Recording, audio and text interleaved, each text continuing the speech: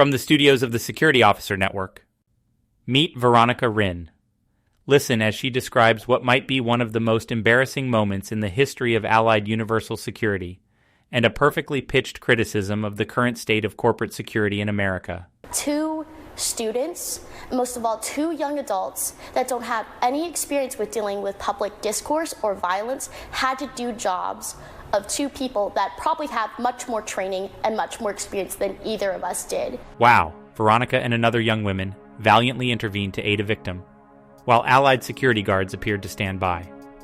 We'll delve more into this incredible incident in just a second. Let me share my thoughts based on my experience. This news story truly resonated with me.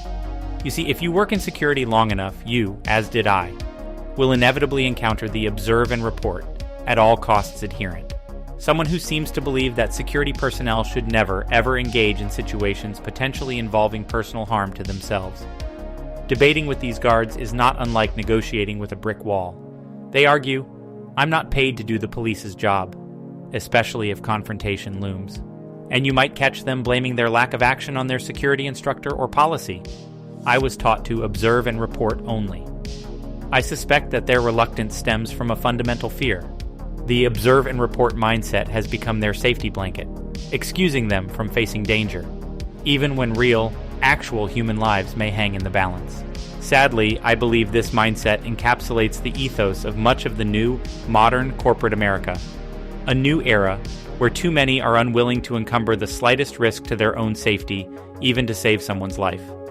Regardless of your occupation, witnessing a fellow human in distress should trigger you to action.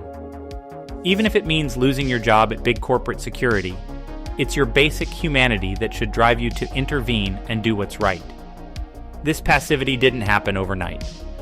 Big corporate lawyer and insurance-driven security culture has been driving this basic humanity out of its officers for some time now. In 2019, Allied appears to have drafted their Field Operations Directive 2019-016, which ostensibly appeared to declare that Allied's officers couldn't aid their clients' tenants' employees with certain arrests. It establishes what is known as the civil standby.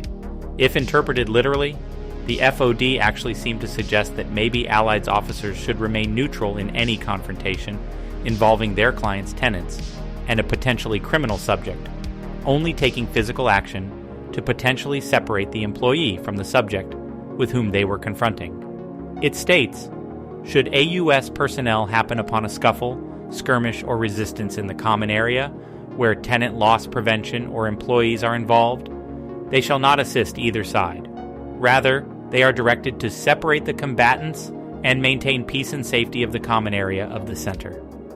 This almost seems to suggest that the Allied officers' involvement in a physical altercation might be limited to freeing the subject who had committed a criminal offense from the constraints of those who attempting to detain the offender and restore order. The report further states, it is recognized and anticipated at some centers, this policy will represent a departure from previous standard operating procedures. This type of absurd new policy drafting underpins why large corporate security fails to deliver, even for their customers' tenants. Ironically, Allied's motto is, there for you. I am sure their lawyers and insurers probably felt like this was a great policy that would protect the company from legal actions. But, in my opinion, even the act of drafting up such an absurd policy shows how devoid of common sense the corporates have become. Where does this bad policy mindset lead? Fox 29 shows what appears to be a random, unprovoked attack at one of the busiest intersections on Temple University's campus, while two security officers appear to be present.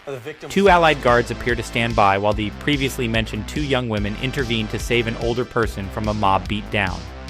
I think the danger in the mindset of policies such as the draft of FOD 2019-016 is that they have become a part of Allied's culture and have completely neutered Allied's ethos. They're simply not there for us. But this probably isn't just Allied's shortcoming. One can certainly suspect that Temple University played a role in this failure as well. Jennifer Griffin, Temple official, who is in charge of public safety, was quoted by the media as saying this about their Allied officers. They're not trained, and that's not the role for them. But yes, it definitely doesn't look good, and we really appreciate the students who stepped in and engaged as well. Such a response is utterly infuriating. From this limited clip, she's not even appearing to address this matter for when it inevitably happens again, in the future. What's the alternative? Look on as people are beaten in the streets? What happens when heroic teenagers aren't around to save the day next time? In this case, those Allied officers must navigate not only their insane corporate regulations, but also the bureaucrats heading up the safety department. What a nightmare. And I'll tell you this. If I were hiring for security, and an applicant applied for a job with my agency, and shared that they were fired from Allied for saving a life, I'd hire them in a heartbeat. And I would let them know that at my agency, even if it means we lost a client, I will always have their back when they do the right thing and express basic humanity no matter what policy says. For serious security professionals, this is an example of why you should probably avoid working for big corporate security companies like Allied. They may be fine for desk jobs, away from the public eye, where you are allowed to multitask on important projects such as studying or enhancing your knowledge of the security industry. But they're often not conducive to genuine security work. In fact, examples like this show that they can actually be an anathema to real security work. And the industry insiders who know this may worry about hiring you for a real security position because they will fear that your time at Allied has ruined your security instincts. Maybe this isn't just Allied's fault. Maybe there isn't a big security corporation in all of America which hasn't been taken over by the insurance concerns, and the lawyers, and the finance people, and the virtue signaling culture. Maybe the only place left to find common sense in American security is with a completely new generation of security professionals. Courageous, ready to do the right thing even at personal risk. These brave individuals will reshape the cold corporate security culture, replacing it with an ethos that rewards courage and common sense, even in the face of danger. While there are numerous opportunities for a security professional to escape the pointless corporate security world, my favorite is the concept of starting your own security agency. You get to pick your clients and set your guidelines. There's always someone out there who appreciates decency, common sense, and basic humanity, and they'll want to hire your agency. This freedom allows you to operate based on your principles. As long as you use common sense and genuinely care about helping people, you'll excel. This is the beauty of the security profession, the opportunity to aid others. To sum up, as one recent officer recently described to the Security Officer Network, I just want to say thanks. I went from risking my neck for low pay at a chemical plant, getting yelled at by DHS special agents, to doing independent contracting at various retail stores. I have one client that I'm working with right now, but I suspect as my reputation grows, so will my client listing. if he can do it, then so can you. Don't be afraid to step out there and get away from the limiting corporate security world. Check the description under this video for a link to the Amazon page for the Security Officer's book on how to start your own security guard agency. So, what do you think? Did I miss the mark? Maybe you disagree with me, that's fine. Are you an observe and report adherent at all costs? If so, why? Have you witnessed this same corporate coldness, lack of common sense while working with Allied? Have you worked for a corporation which still persevered an ethos of common sense? If so, who were they? Let's hear your thoughts.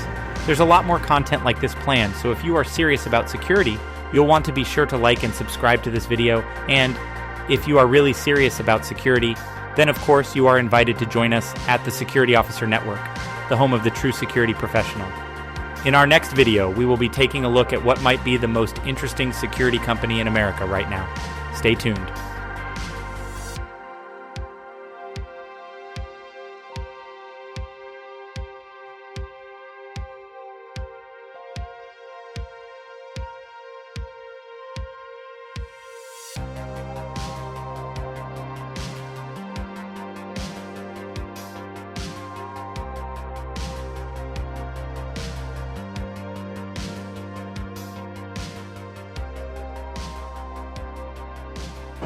Good luck trying to find a shrink in this town.